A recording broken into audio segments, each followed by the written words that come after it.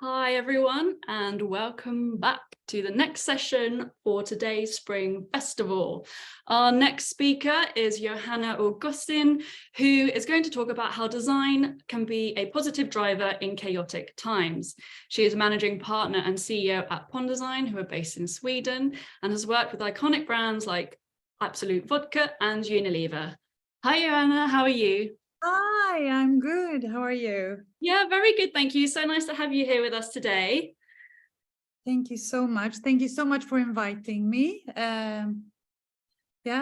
Brilliant. Well, I'm going to hand over the virtual stage to you. So if you want to go ahead and share your screen and run through your presentation. Yeah. And just before I start, I just want to say that I'm so happy to personally that you chosen this theme for this year's spring session, as well as the theme that we had on the conference in September on inclusivity and diversity, because I think it's so important for us as a global design community, especially these days. So I'm going to share my screen here and in a minute. And then we go. And then the question that we all ask so many times a day, can you see my screen? Yes. Super. So as your nice introduction said, Jennifer, I'm going to share our experience and some of our projects a bit in detail at Pond Design, on how design can be used as a positive driver, and also our perspectives on kind of the benefits of dopamine-filled and inclusive design thinking. But before we go into those, first let's set the scene with a few words on the zeitgeist. Going back a year, our joy of getting out of the global pandemic, it was sadly quickly crushed by war and threats of war and inflation.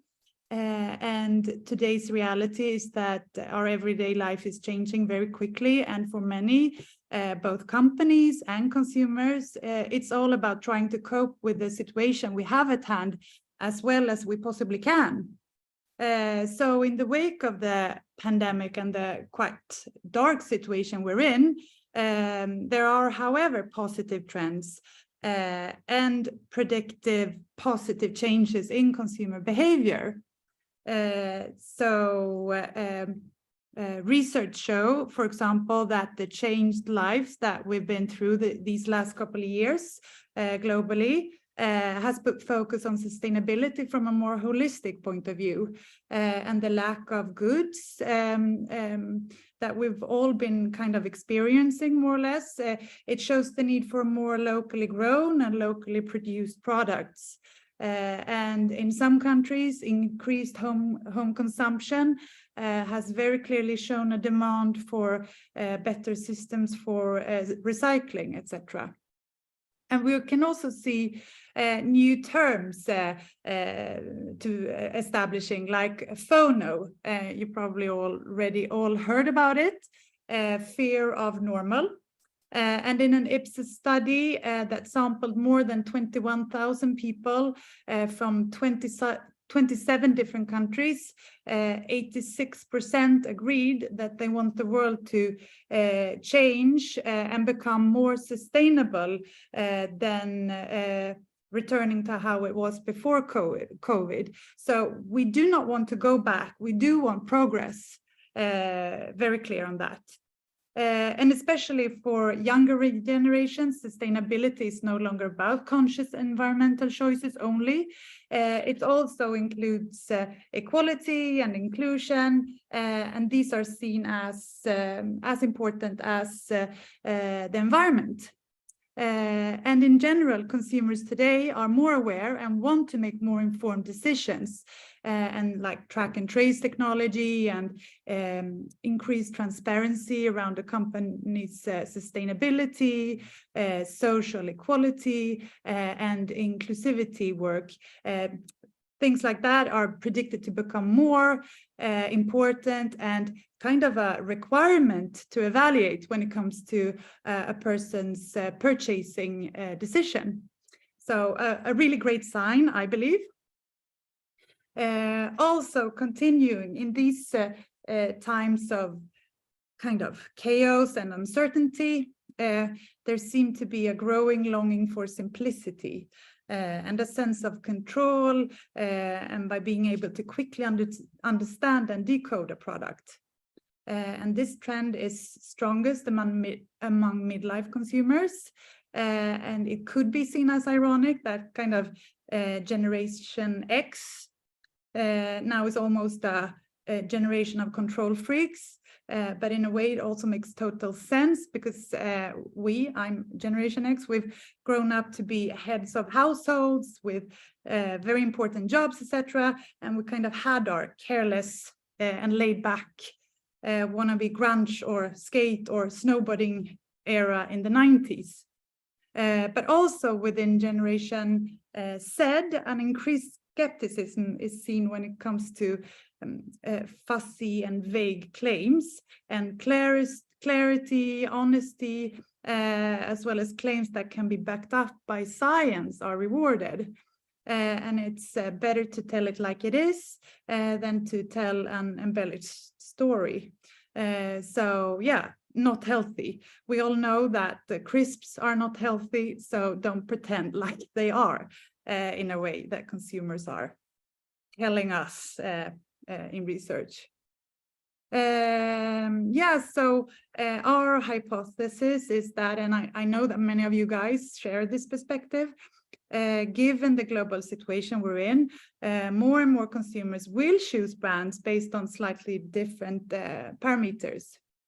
And consumers will make more informed choices and choose products that provide a different type of added value than before.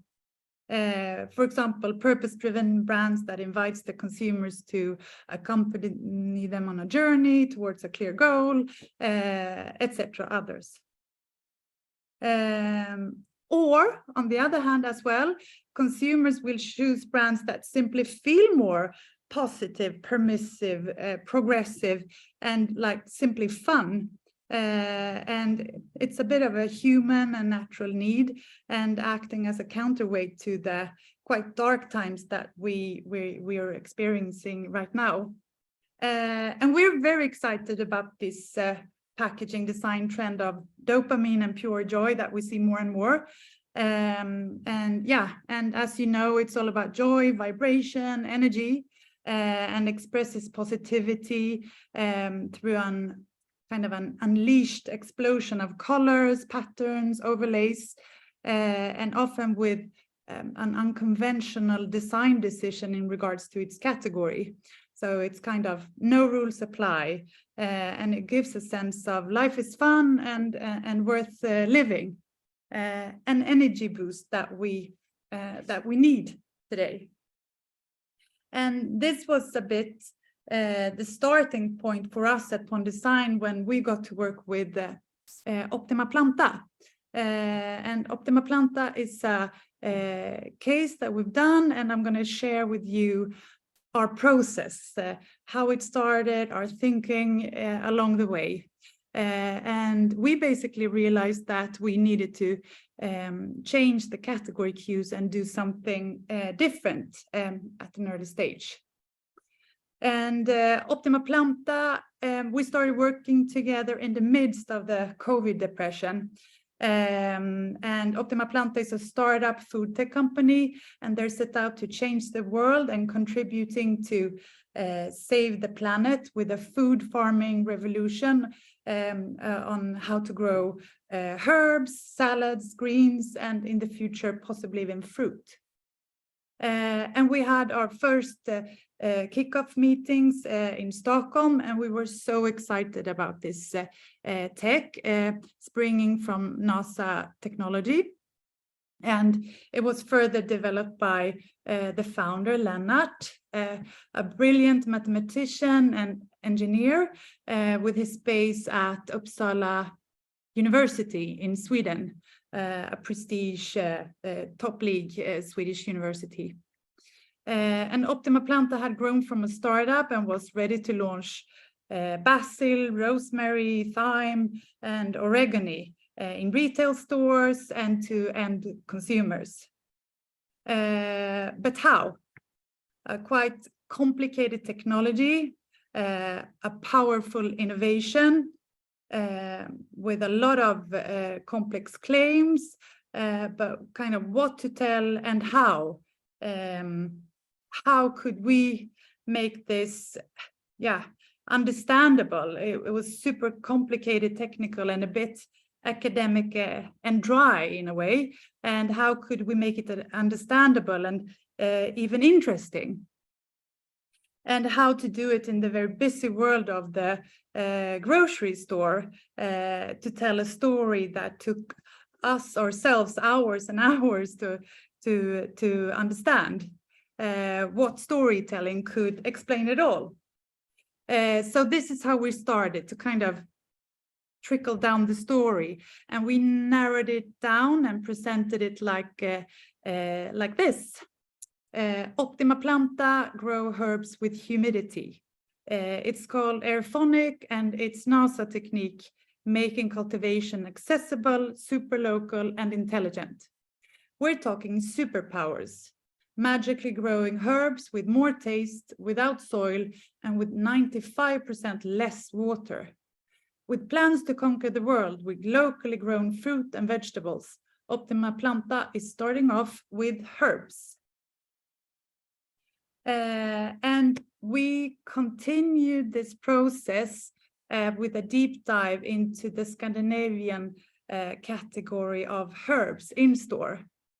And in store, we were met with a sea of transparent plastic, a quite generic and perhaps a bit boring, very green and fresh, but a bit boring category with it all looks more or less the same.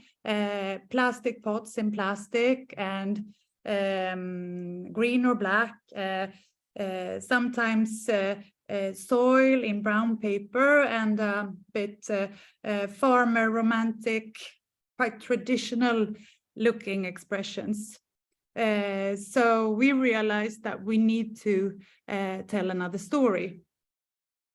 And our creative idea kind of fell into place with the insight that our product and Optima Planta was kind of like an ordinary plant with an extraordinary upbringing. So a plant with superpowers. So we took inspiration from pow and wow and zap, all these splashes, a visual language that everyone can relate to, and it's filled with a superhero mentality, of course, impact, movement, playful feeling, and a completely new visual language in this category. And we launched superhero herbs. And we brought all the plants' superpowers into daylight.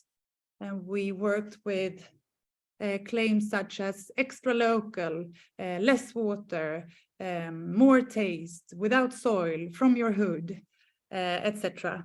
And we turned this NASA, this very complex NASA technique and method of aerophonic cultivation into something that was fun, appealing, understandable, instead of academic and complicated, which was what we first met and had to kind of get our heads around and deep dive to understand. And for the structural packaging, we looked into many different solutions, and it needed to keep the herbs safe and in good shape, and with minimal food waste, of course, and it needed to be sustainable, future-proof, needed to be wet sometimes, easy to handle, etc., etc., etc. And it was very important for us throughout the design process to make every decision with the to make every decision with a kind of a principle of using as little material as we possibly could to minimize negative impact on the environment. So that means no pots, of course, no plastic. So we worked here with a recycled paper with a thin layer to protect the paper if it becomes wet. And we kept the roots free, dipping them in water in store and then at home. And also kind of physically sharing the high-tech innovation of this soil-free solution. All resulting in a packaging design that stands out in shelf, and a design filled with joy, positiveness, and we also wanted to achieve a fun and personal feeling in the tonality, whether it was extra local and also kind of create an attention grabber with a not humor but a personality, and all with hopes and ambitions of contributing to save the planet. Superpower guide. Moving on to our next case, we're going to look into itchy, on how an individual problem can be turned into a matter of pride and belonging. And we will go to the world of psoriasis, atopic dermatitis, and the cosmetic pharma category. And the founder of itchy, Johannes, when he was diagnosed with psoriasis at a very young age in the early 80s. And he entered a very problem-focused and uninspiring world and became a patient for life.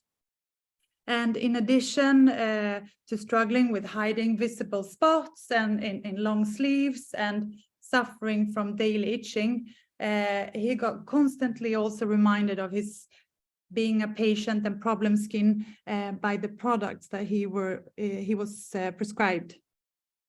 And all grown up, he wanted to change this, with a new take on pharma, and that's why he founded itchy.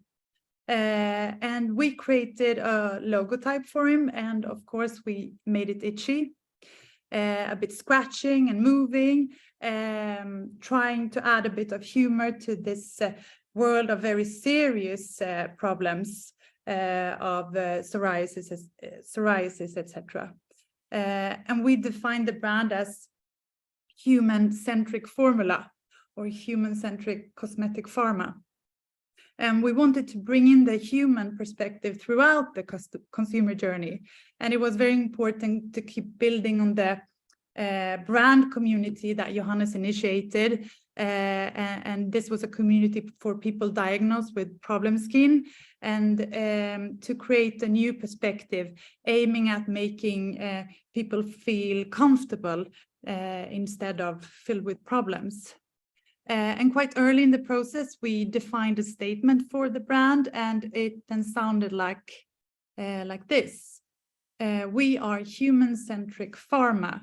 We believe that skin conditions shouldn't define people as patients. Everything we do is to inspire people to feel comfortable in their own skin. And this statement, small manifesto, led us to tailor the whole identity around not hiding problems, but rather showing them with pride and personality, and kind of turning problematizing product design into a positive and friendly remedy. So we aim to create a welcoming and kind of proud world. So instead of hiding your creams at the gym or whatever you are, you should be able to show them off, we reasoned, making it look contemporary and appealing. And for the signifier, we went back to the founder's personal story, and we were influenced by the 80s pharma and their brand logos, and very often oval shapes. we explored, identified. And the oval was also made into a versatile graphic element, and everything from the unboxing experience to greeting cards. We topped off with kind of this retro medicine influences from the 80s. A tribute to Johanna's heritage. And the Itchy community is giving self-confidence and inviting people to share their journey, and encouraging to stop hiding beautiful skin and be confident, more confident together. With ask me about my imperfections, hashtags, etc. So it is continuing the journey. And the design is very modern and human friendly, and in a way proving that problem solving doesn't have to feel clinical or sterile. It can be something else. From us, what we often discuss is that here at Pond Design is that we hope to see even more brands and packaging designs driving positive change with joy, diversity, inclusivity, dopamine-filled expressions, etc., in both big system-changing innovations, but also in the small everyday life details. And research very much shows that Generation Z agrees. So this gives us hope, and I hope this has given you some inspiration as well. Thank you so much for listening in. Great, thank you so much, Johanna. That was really, really brilliant. Really nice to see some nice case studies as well. And I know there are some Pentawards competition winners in there too. Thank you. I think it's so interesting. I think one of the themes that is kind of coming up again today with the kind of whole positive change element is, actually building acceptance into things. So, you're talking about the Itchy product, for example, and turning something into something more desirable and more kind of normal than the kind of obviously medicated products, allows people to kind of not kind of shy away from, what they might have, and for it to be kind of seen as something that isn't actually different to what already exists out there. Yeah, I mean, it's all a mindset and a positioning in a way. But as we all know, this design affects us so much. It's a nudging. It can have nudging effects in society, big and small. But I think it's very important to speak about this positive change as something that doesn't have to change a whole system only. It can be in the small everyday life, and it can also be a matter of pure joy, as simple as that. Something that we all need from time to time. For sure.